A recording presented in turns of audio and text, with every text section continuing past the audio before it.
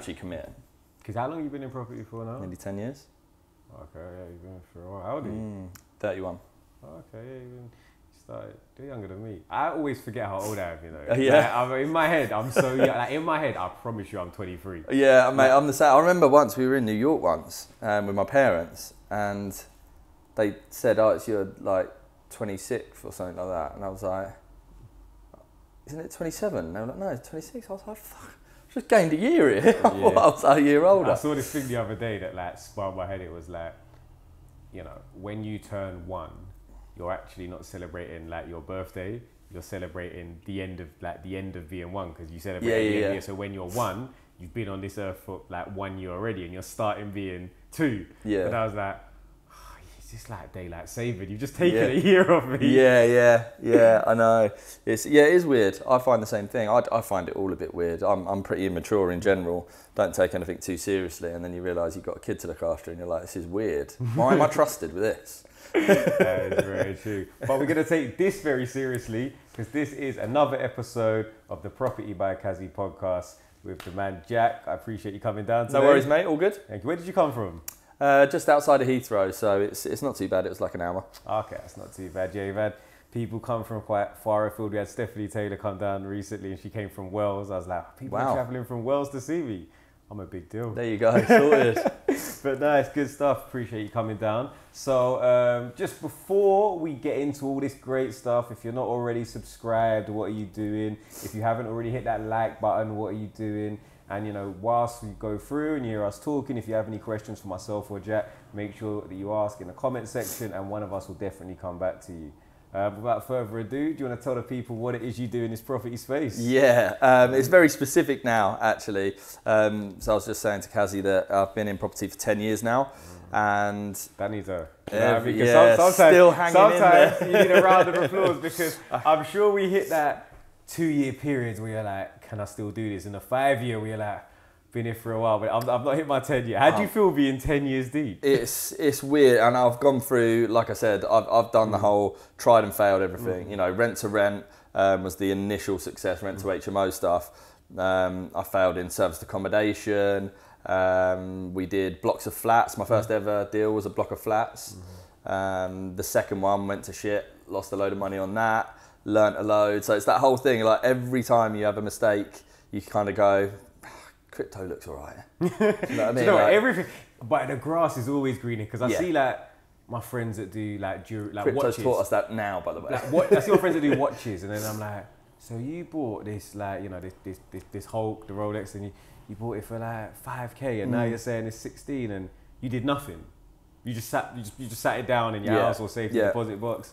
But it's just everything is great and everything sounds good. And in hindsight, we should have done crypto, and we should probably be in NFTs right now. We should be doing some metaverse stuff and learning coding, and you know. But then the same thing is said for property. That when you own property, like whether it's like, you know, South London or Staines, or wherever the case may be, that if you bought there 10 years ago, you'd be laughing now as well. Yeah, and every strategy, and that's half the problem. Obviously, I was saying to you, I kind of want to help people understand it's not strategy's fault that you haven't become successful. It's everything else around it.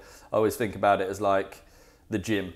They always say like the actual in the gym training is 20%. You can't do it without it, but it's actually a lot less important than people think. People go to the gym and then go and eat shit for the rest of the day. It's not how it works. It's 80% the diet. Like this is very personal. Like, you're talking to me right now. Like, I've been out of the gym for 6 months, and I've just gone back to the gym.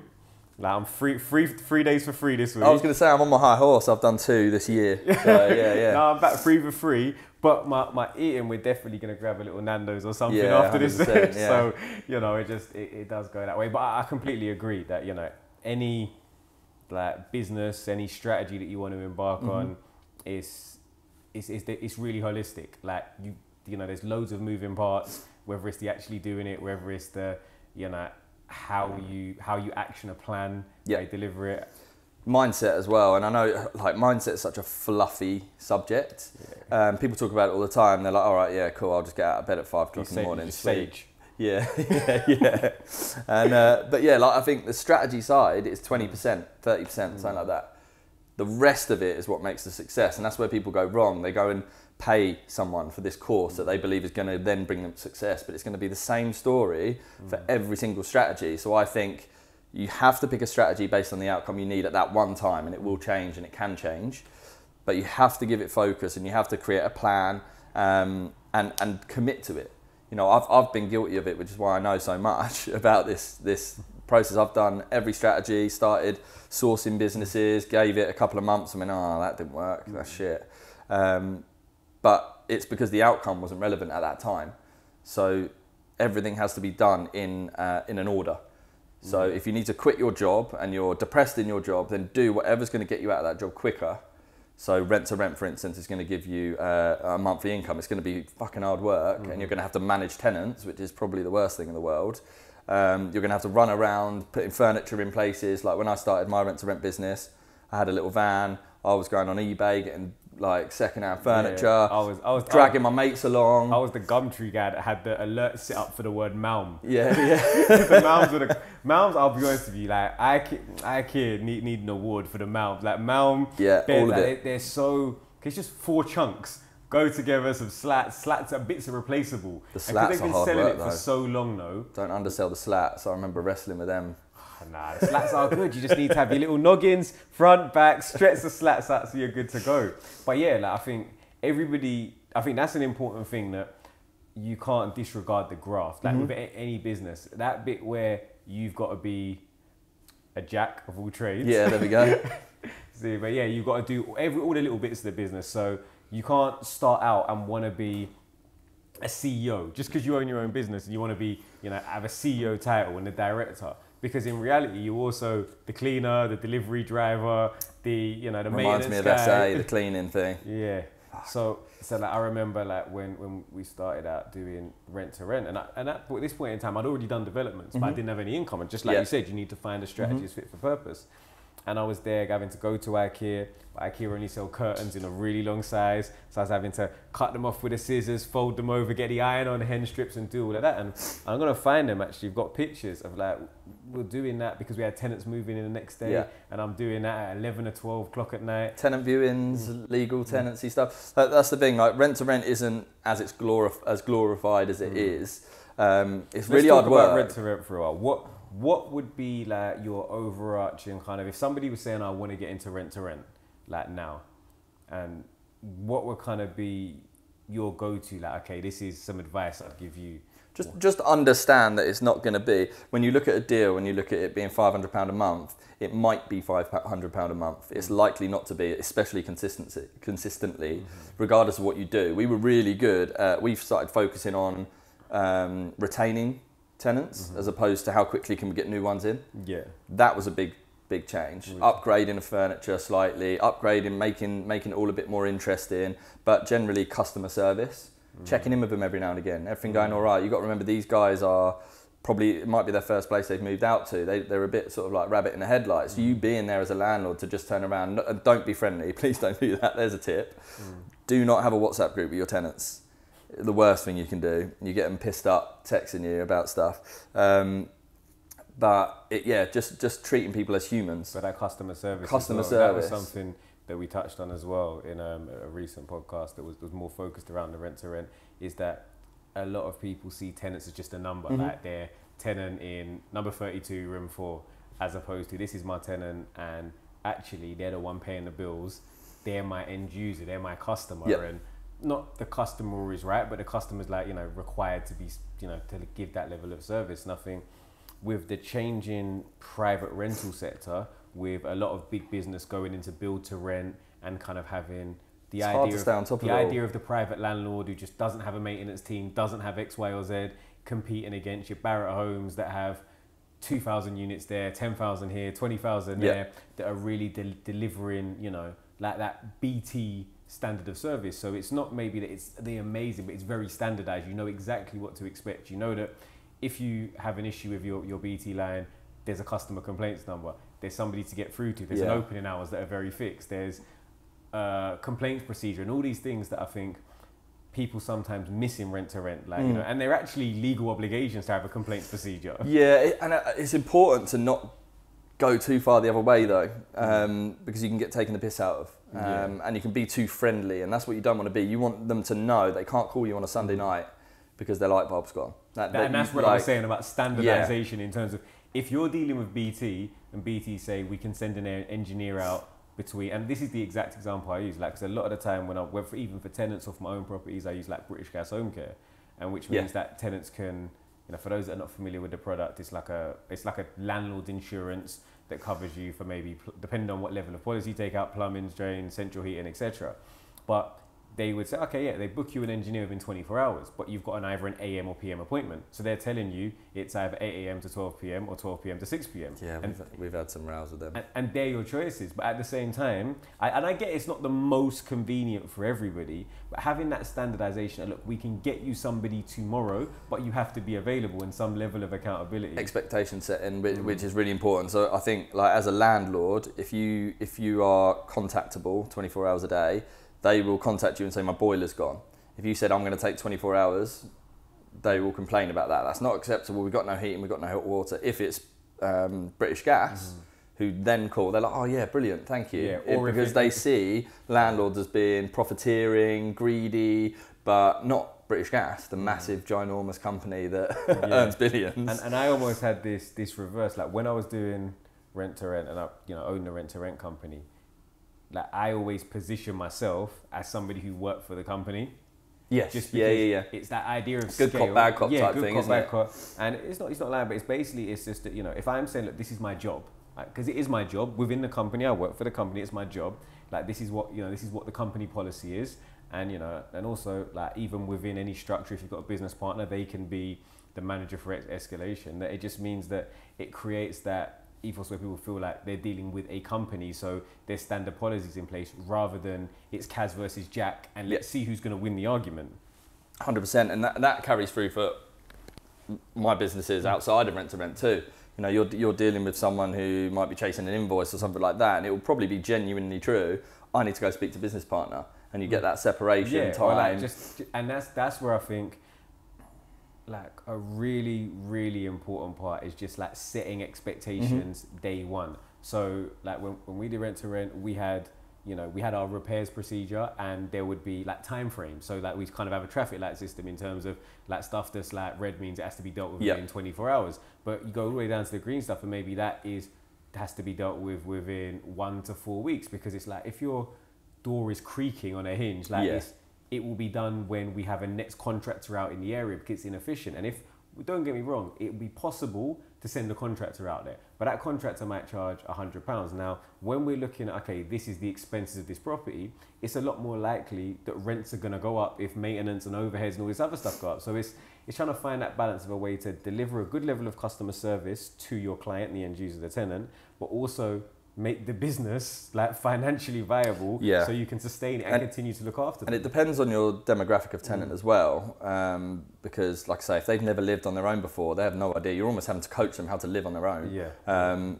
Like the bane of our life. Did you want student housing? No, we didn't. But it was just young professionals their first time moving out of mum and dad's house. So we did a lot of that, and it was like, you walk into a room when you're doing your inspections and the heating's on full pelt, windows wide open. It's like, as much as we're not wanting to restrict you and how hot you have your room, don't take the piss. Do you know what I mean? It's like you have to do what you can with those. There's loads of little ways you can do it. We used a timer stat. I don't know if you've heard of that. We found that like really basic, but worked really well and didn't restrict them unnecessarily, but just stopped them going to work with the heating being on full pelt. But in terms of retaining, one of the really cool things, actually, it's probably quite a good tip, is we worked with a company who provides perks.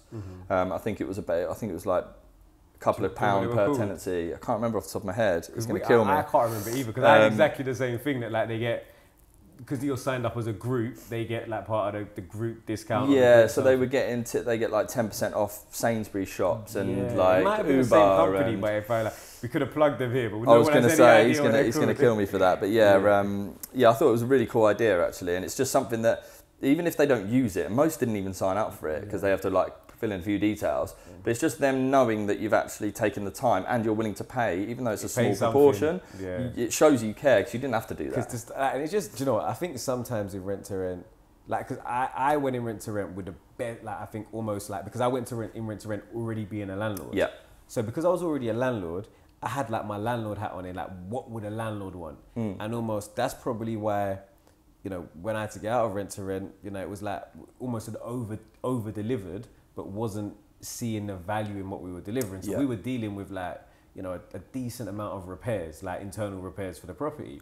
But what we weren't doing was letting the landlord know when we were dealing with those repairs. So then you're not getting the benefit for the accountant, like for all the good stuff you've done. But then when something is outside of the remit, it's like, well, you only contact me for bad stuff. And I think if you are like running any business, like make sure, like what all good businesses do, if you do something amazing, let everybody know that you've done something amazing. We were exactly the same situation. They didn't hear anything for 3 out of the 5 years.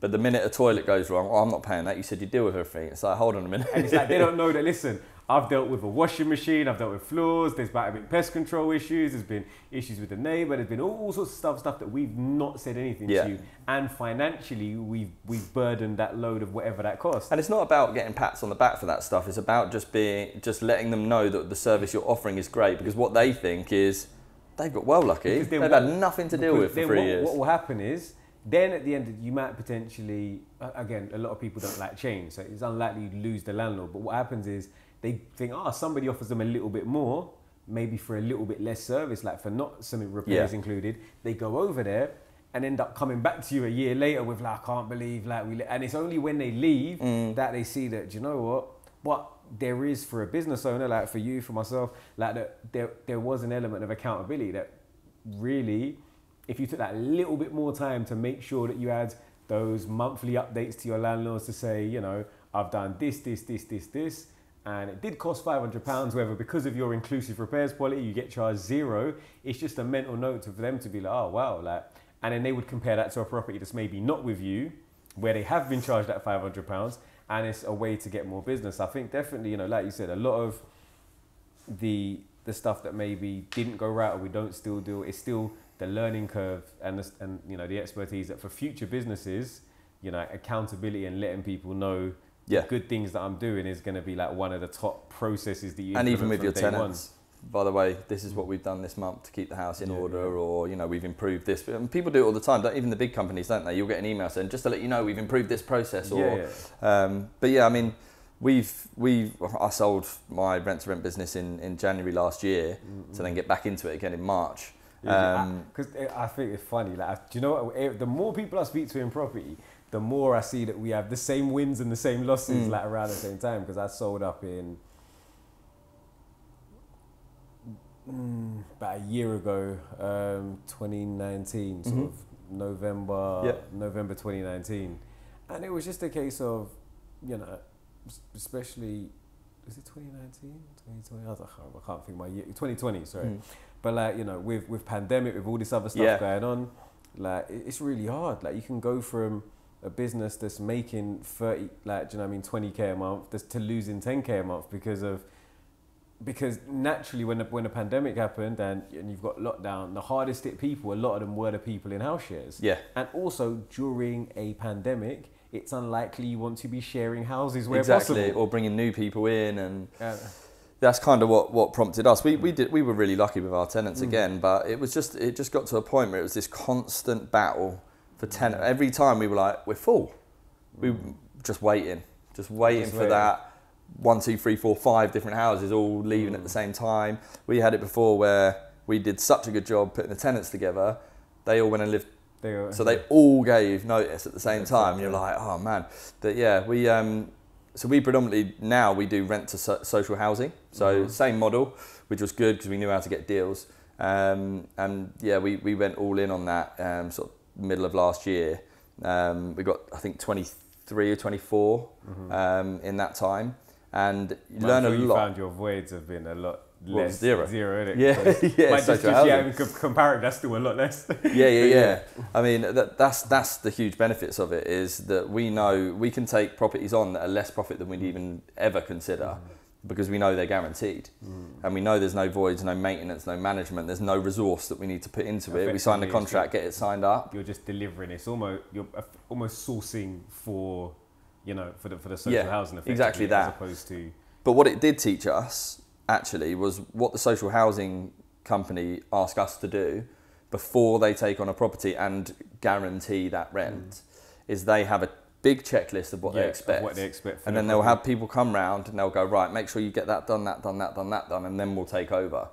If you use that in your normal rent to rent business with the landlord, you're going to put yourself in a much better place in terms of ongoing maintenance and problems. Because effectively it's almost like the same relationship, you just worked it backwards. It's kind of rent to rent, really. But if you were to do that, if you were to go to a landlord really professionally, but people don't, because they're worried about losing it. All these acronyms just end up with extra R's. Like, I remember when it would just BRR, and now I see 4 R's. But you're saying now that you're going to have R2, R2, R2, yeah. Okay, that's a new one. You can pioneer that one. We're subletting to a sublet.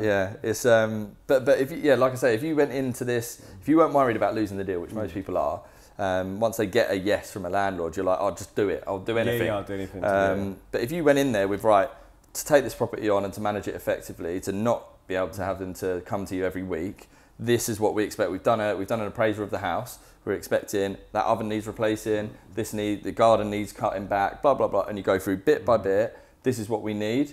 We're happy to get people in to do it for you. And then we'll send you an invoice as long as you're happy with it. Then we'll take over and we'll be paying from this date.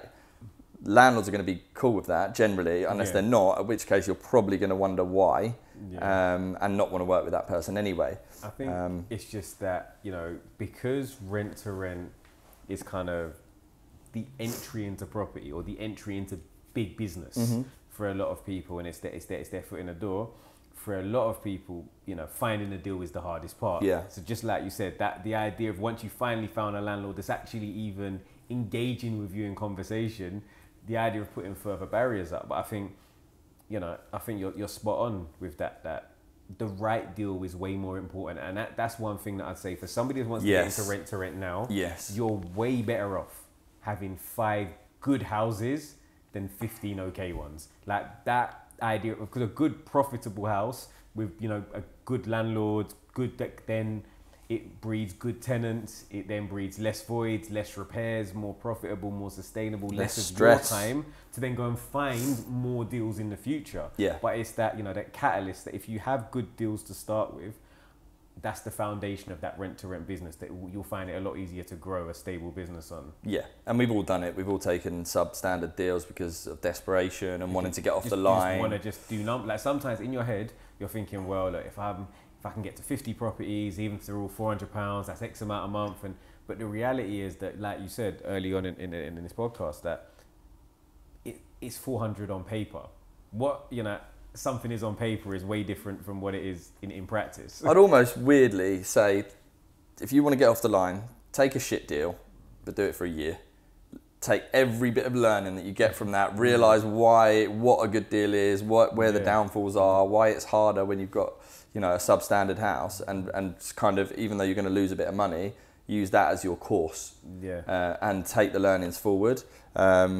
Or just even a way to to mitigate your potential losses, because a lot of people couldn't ride those losses. And I think I put up a post the other day to say, like, if you go to like 10 interviews and and you don't get them, you keep going. Whereas if you start one business, it doesn't mean you can't start another one. But some of the responses were like, well, I can't afford to fail in business, and I do get tough. But then I'm thinking about it, is that, like, imagine like you're where you were a couple of years ago, around where I'm like however many decades, because I feel old now because you said you're younger. I'm not happy about that. Was that, like, potentially a structure that could work, particularly if people that wanting to get into rent to rent. If you find someone that already does it, ask them to manage one of their bad properties, and if you can make that profitable, I'm sure they pay you a percentage of the property for making it profitable. But like you just said, even if you can't, you would learn everything that was bad with that property to go forward, and then you would know what to do when it's your own money and your own time and your own risk. I've always thought that was a really cool idea. I wish I'd have known back in the start days. Is like, go on Spare Room, find the houses that have shit pine beds with no mattress on it and just got like an iPhone picture. Contact those landlords and say, I offer a service. I'll come and give you a free appraisal of your house. I'll give you a list of what you can do to improve it, whether it be painting walls, improving furniture, blah, blah, blah. I can do that for you, and I can also manage it for you, or do a tenant find. All of that stuff is risk-free, because you're not having to pay that rent regardless of voids. you are just offering a service. I've always thought that was a pretty cool inroad. And to be fair, the management side of things, I've said, look, for sometimes, you see a landlord wants more than is viable. If they're saying, look, they realistically think they can get that money and they're happy and you really want that house, don't go and take the deal, but maybe do management for a year for them, or a tenant find, or an improvement service. Help them get an improvement service. I think is a wicked one. It's just a relationship builder as well. Because if you look after that property and great, and they pay you, if they have another property, you might say, look, I don't really do this full time, but we can take it on guaranteed rent, and you've built that relationship, so you're a lot more likely to do it. 100%. And I think sometimes you have to look at these things. With rent to rent, it could be 500 quid a month, but could you potentially sell that deal for 3 to 5k? Which you've already you've taken a year and a half's worth of profit straight away up front, which is going to help you get a good deal that would be £1,000 a month profit or whatever. Sometimes you have to think a little deeper rather than, because the reason people do a lot of deals is because they get to tell other people about it. I've done 20 deals. What does that mean? It's like people talk about rent to rent businesses as turnover. Oh, I'm like a 7-figure business. I mean, we're not. That's what Clubhouse makes it sound. That was that weird Clubhouse era where everybody had their Clubhouse. Which lasted 6 months. Yeah. I didn't know, it was weird.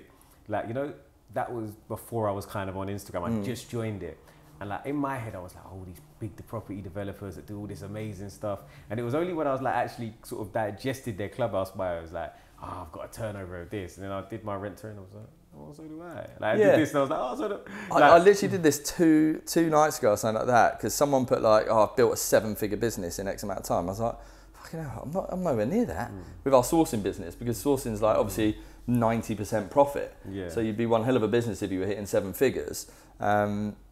And then I looked at the rent to rent. I thought, I wonder what our 23, 24 deals. It's like 900 grand. But what does that mean? If it's 800 grand of it's expense. But I guess it's they just.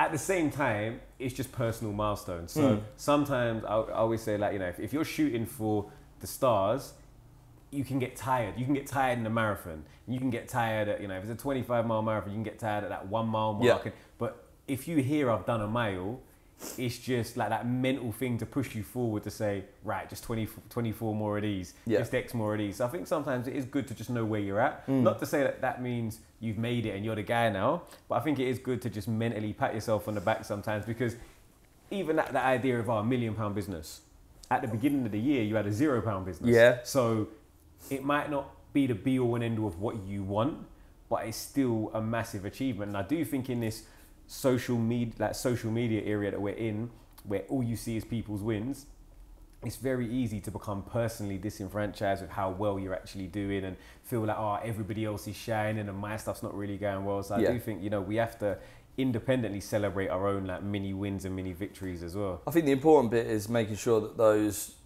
goals that you're setting are actually goals that you want to hit, and not that you want to tell people you've hit, buying a Lamborghini. That seems to be the success. To young people, to young people, regardless of whether it's rented, leased, whatever. If you drive a Lamborghini, you are a success. You've made it. It's ridiculous because they're really uncomfortable. But I think I can't remember who said it. There was a podcast I listened to the other day, and he said people don't set the bar low enough. Rather, everyone's always told aim for the stars, you might hit the moon. Go high, go high. But what I found, when I started again, if I set my target when I needed to quit my job and my living expenses were £2,000, that's the bar. Yeah. Hit that. Yeah, people naturally go, 10 grand sounds good. And then you start thinking what I was above. Saying about that. I think it's really good to have the grander dreams. Yeah. Pause. Stop. Sorry, quick intermission. As we have no sponsors, you're the sponsor right now. So subscribe to this video if you're enjoying it. Also, if you haven't already, like, comment, all that good stuff. Now, back to the video. Yeah, no, I hear that, because I think having achievable goals is also really important. In anything you're trying to do, whether it be, the gym, you can want to bench 100 kg, but there's no point trying 100 every day. Yeah. You've got to work your way up to that, by doing stuff, getting comfortable in it. So I think most people set goals based on other people that they see, especially with social media. They're not their own goals. They're other people's goals that they think they need to hit, because I did something on my Instagram saying, is Jeff Bezos, would you say Jeff Bezos was more successful than Elon Musk? And it's it was quite interesting, the back and forth I had with people, because it's like, actually, success is just hitting a goal, but everybody has their own goals. So being successful is just consistently hitting goals that you've set. So it's subjective, and it's your own version of success. Somebody else can't say you're successful because they don't know whether you've hit your goals or not. They don't know where So it's a bit of a weird. and what you want out of it. I didn't realise how deep that was going to go. But actually, then someone said, "Well, when do you see yourself as being successful?" Then, and I was like, "Fuck, now you've got me." But yeah, I think I've had this conversation with a few people, because sometimes, you know, everybody's always got an opinion about how other people either quantify their success or how they spend their money. But at the end of the day, you have to do what you're doing for you. And I think that's like a massive takeaway that I get from that. Like, because somebody would go and spend a ridiculous amount of money on trainers or tattoos or a car or whatever it may be. But if you're doing that because that's what's deemed as socially acceptable, that's where the problem starts. But if you love trainers and want to spend within reason a load of money on them and it's going to make you happy, then you do that. And that is like successful most. It's also difficult though, isn't it, to know, even yourself, whether or not you want that thing because you've seen someone cool have it. Do you know how you know? Or whether, go on. Do you know how you know? Get it. Get it and don't tell anybody and see if you still enjoy it. Yeah, because I always think, like, if you started hanging around with goths, would you all of a sudden start wearing the same stuff as them because that's where everybody else, that's what they wear? Or are you going to have that, actually I don't like that and I'm happy to walk around not dressed like a goth? Do you see what I mean? I do, because there was a period, I blame Billy Hackett, Billy Spratt. He wanted me like randomly, because we were close like year 8, and I decided that I really wanted to skateboard, and I was very close to potentially buying them chunky DC trainers. Yeah. You know, I definitely think there is like, because but then that's the same thing. It's like, is that also to a degree happiness, because you're happy with your friends and they're enjoying it? So yeah, so I do say is that question you ask of how do you know what you're really enjoying? Your own individuality is kind of subject to other people and external influences, isn't it? And that's the problem with social media, is your external like influences have become much larger and greater depending on what you consume, depends on what you then want. Because when you think about it, like, we were never really conditioned to know what all of the people are doing. Like, you are not supposed to know what when 100 people are happy or sad or had a baby, or like, then now you're thinking I should do that or they should do that. And I think it is, it's a crazy space. But I think we're gonna go off on a crazy tangent. So always, maybe we'll get Jack back one day for Jack's life advice. There we will go. be a separate segment or a channel somewhere. Like my own version of Lorraine. Exactly that. Yeah. But in the meantime, and away from that, this is a rubbish segue, but I think it's almost works in regards to like the influence of other people and talking about the influence. I wanted to speak a little bit about your opinion in property education and coaches and the property influencers or gurus and where you sort of stand. Because I know you were working in training and you've recently transitioned, and just what your thoughts are on the whole industry. I quit basically. I was trying to be politically correct. So made the decision to, after having coached and had courses and all sorts since I remember really, and I think it was my business partner sort of just said, do you actually enjoy it? Do you actually want to do it? And I was like, never even been asked that, never even thought about whether I enjoyed it. It's just something I've always done. And you kind of, I think, when you hit a level of success or perceived success in a certain strategy, people naturally want to know how you did it. So then they ask you and they're willing to pay you for it. So generally you almost get railroaded into this thing that, well, of course I will, because I'm successful in rent to rent that makes me a grand total of probably $2 to $3 grand a month or something. But then I can go and charge someone $5 grand for a year's worth of mentorship or whatever. It's like obvious, of course I will. Like you were saying, it's like, it's a business decision. Of course you're going to make money from it. But actually what I found is, since I've said, I'm going to quit this, like, way less stressed, way more focused. And I am now a property investor. That is my job. I'm not a person who invests in property but also teaches people.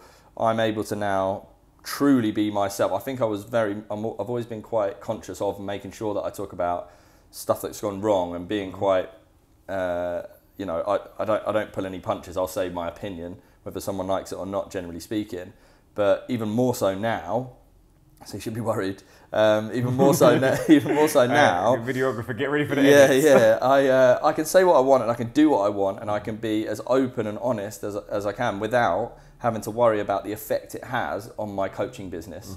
And whether what I've then said would mean that someone will go and take their business elsewhere or complain about the service or whatever. It's just me. Yeah. I can build my own business as I like without having to explain it to somebody or deal with somebody. I think you sort of hit the nail on it. It's a really weird space because if you've been successful in any specific vocation, you're naturally going to attract people that want to know how you did it and, like you said, are happy to pay you for that. And if you're somebody that has that abundant mindset, you don't want to keep all those gems to yourself. You want to share them.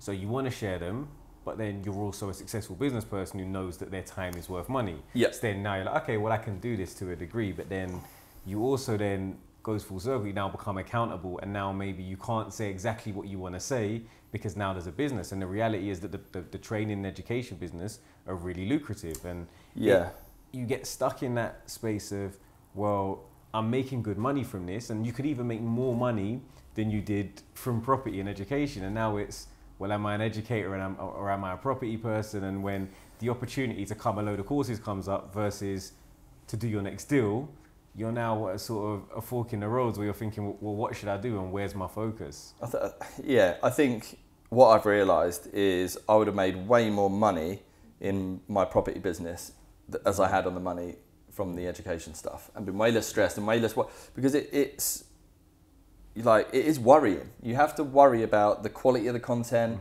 making sure that people are learning because they're putting their money and their future hopes on the information you provide. In your name. Like, it's not like in something else. Like, look, when you're doing, particularly in property, you're not like AQA, somebody. You are Jack. Yeah. Like, this is Jack's advice. This is what Jack has to say. Yeah. And that's the other thing, is most people think they want success, but they're not willing to do what it takes to actually get there. They're expecting a magic pill when they pay a certain amount of money for a course. So they're paying for success rather than pay, like, so they think almost like, you know, that idea of like, teach a man to fish, like teach a man to fish and he'll eat forever. But there's almost like saying, okay, I pay for this fishing course and I expect fish, rather than learning how to fish, and it's your job to go out there and get the end result. It's like, I've always had a problem. People are like, well, how do I speak to an agent? You can explain it. I'll explain it. How do you speak to an agent? But it's individual to you. I can't tell you how I would, because you saying it would sound awkward and strange because it's not you. You have to find your own way. And they're like, oh, can we just get a template? Can we get a script? So that to me is backwards. You've got to just, how hard is it to call an agent? They're all bellends anyway. For some At least people, 99% of them. For some people, that is hard. But it is like, I think your advice is very right, that if you find it hard to call an agent, like you don't find it easy, then me giving you my script as somebody who finds it easy isn't going to be helpful. Like, you're going to have to maybe like warm the conversation and do a lot more like building relationships because you don't find that level of comfort. But it's hard for everyone. I hate calling them, again, previously as to why. But it's just not an enjoyable thing to do, to call someone, especially with rent to rent, where you're trying to almost like skirt around what you're trying to do to actually get them to understand. It's not a nice thing to do, but it becomes easier. The more you do it, the easier it gets. And people don't like the idea of having to pay for education and then having to take themselves out of their comfort zone. And that's another thing that frustrated me, was the constant need for me to go, what have you lot done this week? Have you done what you said this week? Oh no, I do need to. I'm just a bit, it's like there's no, like, not all of them, like a very small percentage I would say were self-motivating. And that's what I was always like. When I got a mentor for rent to rent, it was almost like just the odd bit of accountability, just the ability to go, can you just double check my numbers? Can you just double check this? But I was always just doing stuff. I was always finding my own route around problems. And then if it was really an issue, I'd then go and ask. But that it seems that most people, and they're probably the ones that won't become a success in some ways, are the ones that can't problem solve. Like, problem solving is insane. It's like in everywhere, like tenants and other people, like, how do I fix this thing? I don't know how to fix a door handle, but I'll figure it out. If you was to take it away from yourself slightly, how do you think, like, you know, the education as a whole, like in property education, like what steps, like, do you think there could be to improve property education? Because it's like, there's lots of ups and downs between people's experiences in it. Like, do you think it's accreditation? Do you think it's... I don't know. It's the same shit, isn't it? Universities got accreditation, but it's still crap if you want to be an entrepreneur, or like there's a lot of negatives to it, and a lot of people leave university and go on a different job. Does that mean it's an unsuccessful course? No. That's the other thing. Going to a course might lead you into realising that property isn't for you, and therefore it's still been valuable. Yeah, it's still been valuable if it makes you realise that a strategy is not for you, whatever. A lot of stuff, I've spent loads of money on education. Some of it has been worth it just for the people I've met. Nothing to do with the learning on it. The relationships. Yeah, and the network that I've built from it. So but I don't know. Takeaway for somebody that wants to try and further themselves into property education, what's like maybe 1 or 2 tips you would give? One tip we'll go with, which is an easy one and something I've learned along the way, is if you're choosing a mentor, make sure that you respect that person and you will follow them blindly. I've been caught up with the guy who's got a Ferrari and a really nice house and all the rest of it, but turns out, well, he's actually, I think, probably gone to jail now for Ponzi schemes, but divorced, constantly on property, doesn't have friends or family. Like, I just found myself going against their advice all the time because I didn't want to be that person. So therefore, why would I follow them? So I think you have to look and get on with the person that you're wanting to be your mentor, and they genuinely have the life. And again, it's difficult with social media to understand whether it is their life or not. But just like that, the outcome that they have right now is what you actually want. And then follow them, because you're going to have to jump blindly sometimes at points, and you'll realise that the step isn't as far as you thought it was. You're going to jump and go, that wasn't that bad. Just calling an agent, it went badly, but then I've got another 100 agents to call in the same area that probably have the same houses. And I learned it's not that bad. From that phone call, yeah. And that's a lot of, I think 90% of education is accountability.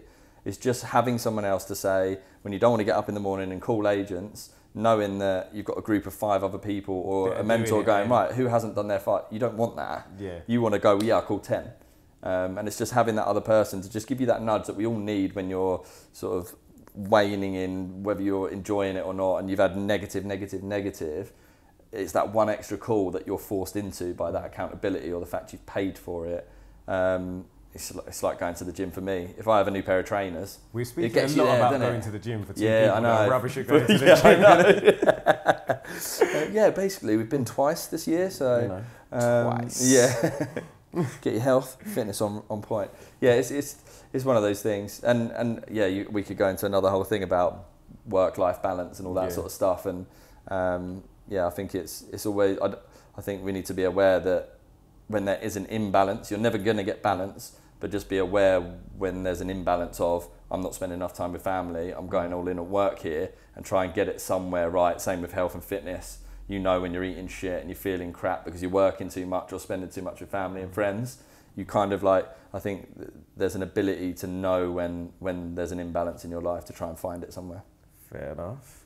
So all lots of good advice. My sort of penultimate question would be, is actually what's next for you? Because you said, you've spoken about what maybe didn't go well, what did go well, what you stopped doing. What are you going to start doing? What's your sort of 2022 focus leading into 2023? Focus, that's exactly what it is. So I've actually just got one of our virtual assistants that we've got now working as like my assistant, I suppose, blocked out my calendar with chunks of social media or emails, or all of this stuff is now chunks, so I have specific time for specific things to allow me to focus.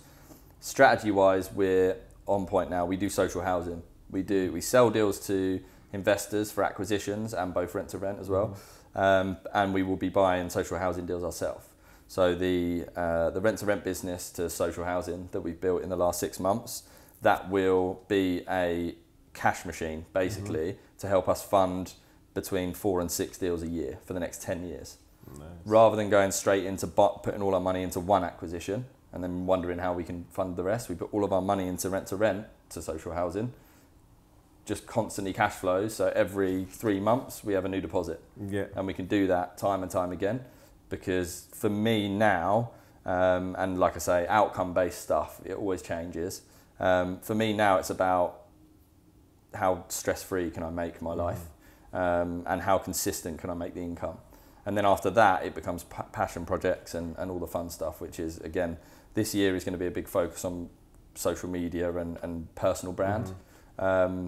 More so to obviously direct people into our businesses, but actually just to share a message, I think, and try and make people... I know when we spoke off camera, you said because you're not now running the training programs and the mentorship, you can now give out information for free a lot more, just openly. We've got to make property fun. It's full of geography teachers who made all their money in fucking 1960 and still like sell courses on the back of it. Property can be fun. It doesn't need to be complicated. It can be very simple. It's just got to be outcome based, strategic and planned. And then after that, like you can have fun with it. And also kind of, I suppose, being a dad and a married man, trying to make people realise that you can still like go randomly on holiday and do fun stuff as well. You don't have to be restricted, and it's kind of, I suppose there's like a bit of an individual part there, but I think there's always going to be people that relate to that. Yeah, and I think that it's all about relatable, and I'm sure there's been a lot of stuff that a lot of people have related to. This is going to be available not only on the YouTube but also on Amazon Podcasts, Apple Podcasts, and Spotify. So for those people that want to like sort of reach out to you, like, you know, give them the spellings, give them how to find you. There might be somebody that's got some social housing deals they want to sell. There we go. Yeah. Might be somebody that wants to buy some of the rent-to-rent deals you've got. So where can they find you? That's it. All of the platforms. So like, obviously Instagram is, I just changed it today actually, Jack Wicks Property. The same on TikTok if you're that way inclined. I know you're not. I'm coming. Okay, 20, maybe like mid Q2 2022. I'm going to be TikTok Kazy. Are you going to be committing to a dance video or not? I'm only if every one of season 1 of the Property by Kazy podcast get involved with me. Okay, new. And YouTube as well is Jack Wicks. But yeah, as you can imagine. But email as well, so it's jack@propertyempire.co. If you've got any... Well, we're going to get all of some of the links down below in the description of this video. So if you do want to reach out to Jack, make sure that you click those links. Final question that I've got for you, and it's the question that we ask everybody that comes on our show, is look, and I always ask this question because I get asked it the most, and I've learned in property, you have to delegate and give that responsibility to other people. So if I'm 17, 18, 19, 20, whatever the age may be, and I want to get into property, what advice would you have? Start with the outcome in mind. Simple as that. Don't get drawn into other strategies that other people do. It has to be relevant to your outcome that you want, whether that be quitting your job. It needs to be a cash flow strategy in that case. If not, if you've got a job that you don't mind but you want long-term money, you could get into developments or longer-term strategies. Just make sure whatever you do, it has the outcome you actually want, rather than just getting sold to the next best strategy.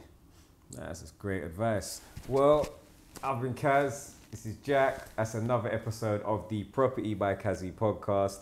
Next week, we have the amazing Sam Norris with the most amazing hair in property. So make sure if you're not already, you subscribe.